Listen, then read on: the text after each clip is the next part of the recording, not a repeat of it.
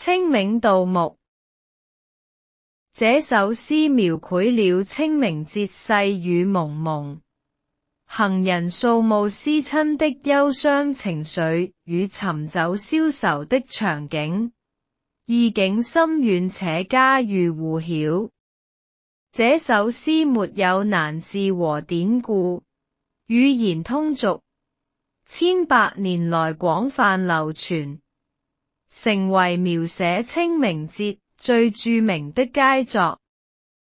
清明節是東亞傳統節日，定於陽曆4月4日、5日或6日，春分後第15天，結合了掃墓祭祖與踏青郊遊，是慎終追遠、感恩尋根的重要節日。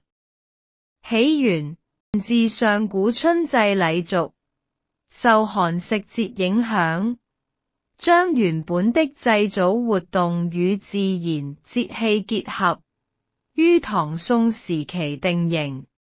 習俗活動包括掃墓祭祖，到祖先墓前整理、拔草、添新土、擺放供品，如三生、果品，並祭拜，表達思念。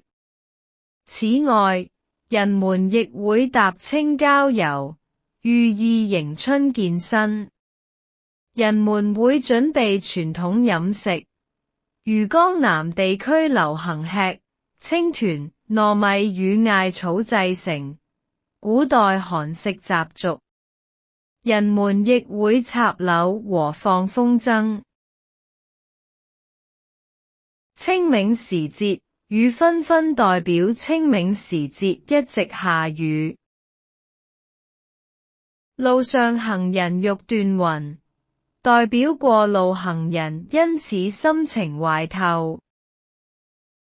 借問酒家何處有，代表碰上放牛的小牧童，問他哪裏有酒店。牧童遙指杏花村，代表牧童指向遠處的杏花村。清明盜木。清明時節雨紛紛，路上行人欲斷魂。借問酒家何處有，牧童遙指杏花村。下次再見。